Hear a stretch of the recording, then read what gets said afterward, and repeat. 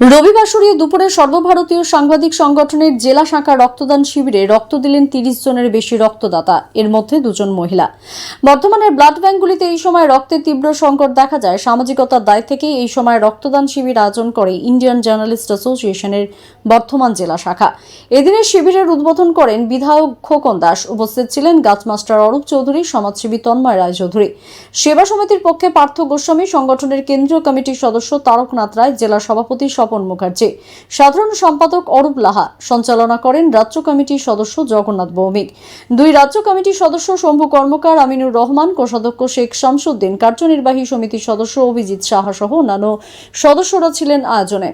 বিভিন্ন ক্ষেত্রের বিশিষ্ট মানুষরা উপস্থিত ছিলেন। শিবিরে রক্ত সংগ্রহ করে রশ্মি ব্লাড ব্যাংক। শিবশঙ্কর সেবা সমিতিতে এই অনুষ্ঠানের আয়োজন করা হয়েছিল। বিধায়ক খোকন দাস সাংবাদিকদের এই উদ্যোগের প্রশংসা করেন। এদিনের প্রত্যেক রক্তদাতাদের হাতে মানপত্র এবং একটি বৃক্ষ শিশু উপহার দেওয়া হয়। রাজকুমার মণ্ডল নামে এক ব্যক্তি চিকিৎসা করাতে এসে উদ্বুদ্ধ হয়ে নিজেই রক্তদান করে যান। সাংবাদিক পরিবারের সদস্যা সদ্য 18 উত্তীর্ণ স্নেহা চৌধুরী এদিন প্রথম রক্তদান করেন। রক্তদান করে তরুণ সাংবাদিক রিম্পা সরকার। সাংবাদিক চিরঞ্জিত ব্যানার্জি একাই 12 জন রক্তদাতাকে উদ্বুদ্ধ করে ঘুষকরা থেকে নিয়ে এসেছিলেন। দেখব তার এক ঝলক এমএমজে লাইভ নিউজের পর্দায়। পূর্ব বর্ধমান থেকে শেখ পিন্টুর রিপোর্ট, এমএমজে লাইভ নিউজ।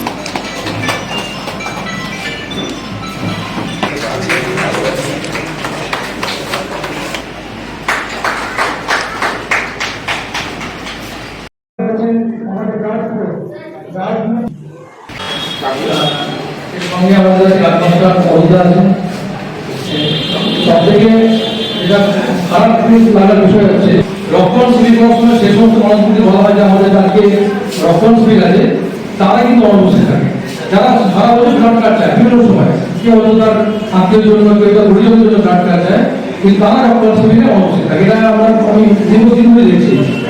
আজকে আমাদের যে অনুষ্ঠান বা আয়োজন করেছে আজকে রক্তদান শিবির, সেই শিবিরে সর্বদা আছেন।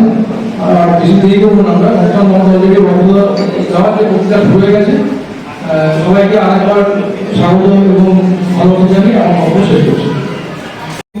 ইন্ডিয়ান জার্নালিস্ট অ্যাসোসিয়েশনের উদ্যোগে আজকে এই শিবশঙ্কর সেবা সদনে রক্তদান শিবিরের তারা আয়োজন করেছে। আমি নিজে এখানে এসেছি এবং শিবশঙ্করের তো একটা দারুণ পরিকাঠামো রক্তের, এটা আমি ছোট থেকেই জানি এবং আমাদের পার্থবাবু ছিলেন ওখানে। পার্থবাবু আমাকে আরও ঘুরিয়ে দেখালো, তা খুবই ভালো ব্যাপার। শিবশঙ্করের মতো এইরকম একটা বেসরকারি সংস্থাকে চালিয়ে নিয়ে যাওয়া এবং রক্তের সব থেকে যা যা প্রয়োজন সেটা এখানেই পাওয়া যায়, আর সব জায়গায় পাওয়া যায়, হয়তো হসপিটালে পাওয়া যায়।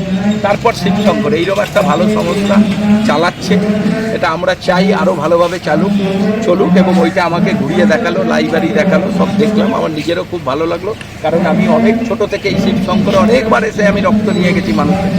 এটা অন্য জায়গায় রক্ত না পাগলে একটা জায়গা শিওর যে শিবশঙ্কর সেবা সদনে গেলে আমরা রক্ত পাবো। যেখানে আমরা অনেককে ক্যাম্প করতে বলি যে রক্ত যদি পেতে যায় শিবশঙ্কর সেবা সদনের পর, সেইটা করে সবাই। খুবই ভালো লাগলো এবং রক্তও দিচ্ছে আমাদের সাংবাদিক ভাইরা সারা বছরই তাদের সাংবাদিকতার সঙ্গে সঙ্গে মানুষের পাশে থাকার সাংবাদিক যেটা কাজ সমাজের, সেই কাজ করে। সেই কাজে আমাদের আশা মানে কি আরও উৎসাহিত হওয়া।